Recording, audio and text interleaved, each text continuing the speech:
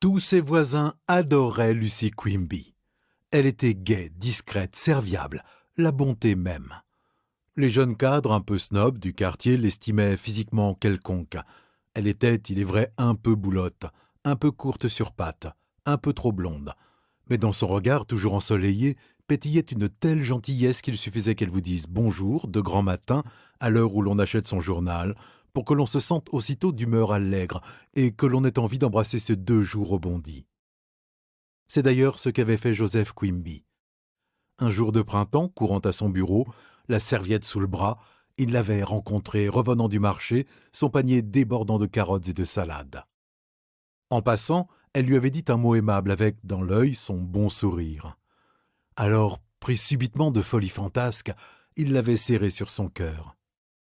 3 mois plus tard, il l'avait épousée. Depuis, Joseph et Lucy Quimby étaient aussi heureux qu'on peut l'être en ce bas monde. Pourtant, malgré l'amour qu'elle portait à son cher Joseph, la bonne Lucy ne lui avait jamais avoué l'étrange, le terrible secret qui faisait d'elle une femme hors du commun. Elle était un peu sorcière. Sa grand-mère, une fieffée mégère, elle, lui avait appris avant de mourir quelques incantations assez efficaces pour lui permettre sans douleur de se transformer en n'importe quel animal. Lucie avait donc le pouvoir d'entrer à volonté dans la peau d'un chat de gouttière ou d'une souris de salon, d'un tigre ou d'un dragon flamboyant, les monstres légendaires n'étant pas exclus du catalogue. Mais elle n'en abusait pas de ce don bizarre. Elle en usait même avec la plus extrême discrétion. Sans doute, de temps à autre, allait-elle volter, abeille parmi les abeilles, autour des fleurs de son jardin, mais elle ne poussait jamais plus loin l'extravagance. Elle était une épouse irréprochable et entendait le rester.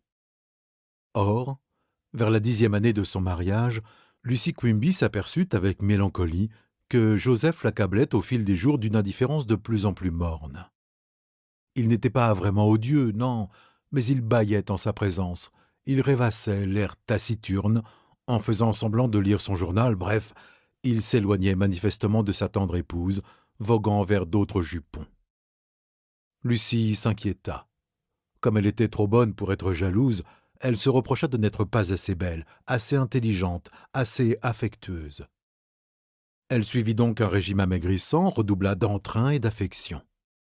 Elle fit tant qu'elle parvint à ranimer quelques braises et à réchauffer un peu l'atmosphère conjugale. « Alléluia !» se dit-elle en son cœur. « Mon cher Joseph revient à moi. » Hélas, son cher Joseph, un soir, le front barré de rides brisées, le regard fuyant, lui dit brièvement qu'une affaire urgente l'obligeait à s'absenter pour le week-end. Alors, Lucy, le premier moment de désespoir passé, décida fièrement de le suivre. Non point pour l'espionner, Dieu l'en garde. La sainte femme voulait tout simplement regarder vivre son époux hors du foyer et apprendre ainsi à mieux le connaître pour l'aimer mieux et le rendre heureux, enfin, s'il était encore temps. Mais comment l'accompagner partout sans être vue? Comment? Parbleu! Elle prononça la formule magique et aussitôt se transforma en puce minuscule. Et pour être sûre de tout voir, de tout entendre à l'aise, juste au moment où Joseph franchissait la porte de leur petite villa, se posa à l'ombre du lobe de son oreille droite et attendit. Joseph Quimby n'alla pas très loin. À quelques centaines de mètres de chez lui, il s'arrêta devant la maison de Virginie Stone. « Ainsi, se dit tristement la petite puce, Virginie est l'heureuse élue. » C'était une vieille amie de Lucie. Elle était belle, mais très médisante. Une vraie langue de vipère, une splendide chipie. Joseph entra chez elle. Elle l'accueillit avec passion. Il parut gêné par ses débordements amoureux. « Mon pauvre mari n'a pas l'air dans son assiette, » se dit la puce à l'ombre de l'oreille. « Assurément, Virginie Stone n'est pas une femme pour lui. Elle est trop passionnée, trop possessive. » Il s'assit tout raide sur le bord d'un fauteuil en face de sa vampirique maîtresse, s'humecta les lèvres et dit assez solennellement.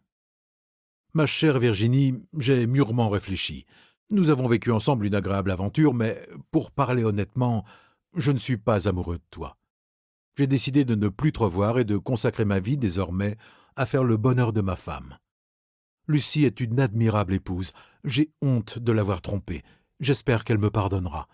Je veux passer ce week-end tout seul à me refaire pour elle un cœur tout neuf.